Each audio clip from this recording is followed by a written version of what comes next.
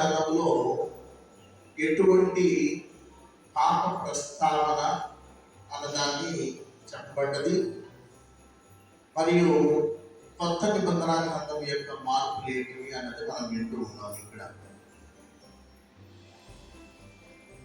క్రీస్తు ప్రభు ఏ పరిష్కారం చూపించినా కానీ దానికి మూలం గురించి మాట్లాడేవారు. అంటే ఒక సమస్యకి ఏదో ఒక మూలం లేకపోతే ఆ మూలము కనుక బయటికి కనిపించేదంతా సరి అయినది కాదు. అంటే బయటికి కనిపించేది ఒకటైతే లోపల ఉండేది మరొకటి అన్నమాట. అందు గురించే మనం చూసినట్లయితే పాత నిబంధన గ్రంథంలో నరహత్య అన్న విషయం గురించి ప్రస్తావన చేయబడి, మరి నరహత్య చేయరాదు, నరహత్య కావచ్చు వాడు తీర్పునకు గురియకులని పూర్వులకు శాసించబడిన మాట మీరు విన్నాను కదా. నేను ఇప్పుడు చెప్పినది ఏమనగా, తన సోదరునిపై కోపపడు వాడు తీర్పునకు గురియకును అన్నటువంటి మాట వింటున్నాం.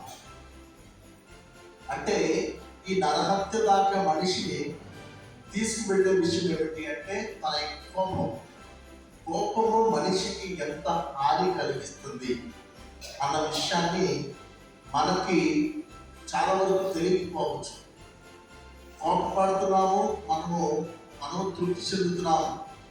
కోపంలో జరిగేటువంటి ఒక నష్టం ఏమిటి అంటే, మనము ఎప్పుడైతే కోపపడటం ద్వారా ఇతరుల్లో ఎవరైతే కారకులు అవుతున్నారో, మన కోపాన్ని రెచ్చగొట్టే వారికంటే కోపపడే వారికి ఎక్కువ నష్టం కలుగుతుంది అన్నటువంటి విషయాన్ని మనం గుర్తెరగాలి.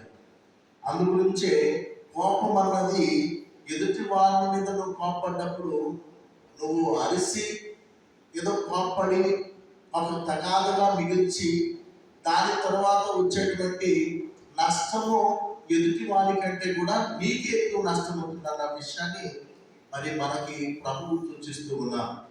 అందు గురించి సోదరుని నీకు అప్పుడేమని చెప్తున్నారు, నీవు ఏదన్నా పొరపాటు చేసినప్పుడు, నువ్వు ఏదన్నా తప్పు చేసినప్పుడు, నిన్ను పాపంలోకి నడిపించేటువంటి క్రియ జరిగినప్పుడు వెంటనే సత్వరమే సఖ్యత పడమంటున్నాడు. సఖ్యత అన్నది అతి ముఖ్యమైనటువంటి అంశం అన్నమాట. ఈ తపస్కారం సఖ్యత పడతాం.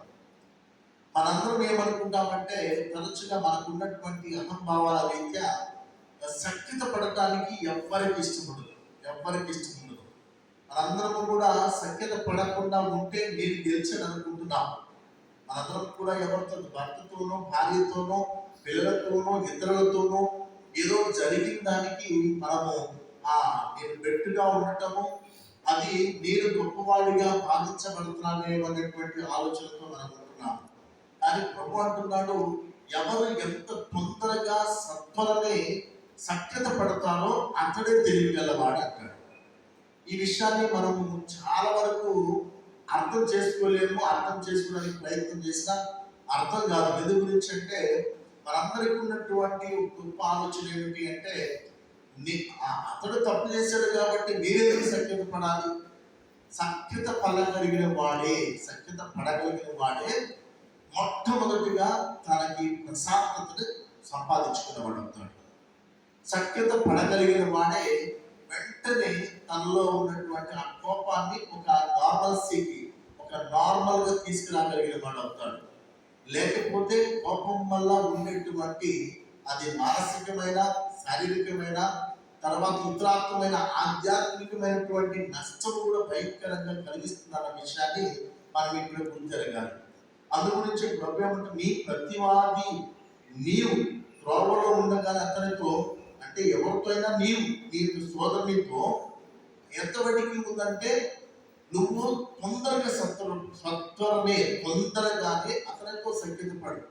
ఎంతకు సఖ్యత పడమంటున్నారంటే, నీ కానుకలను బలిపీఠంకు తెచ్చే ముందు అది నీ సోదరుని నీపై ఏదో మనస్పార్థ ఉన్నట్టు స్ఫురించడం అంటే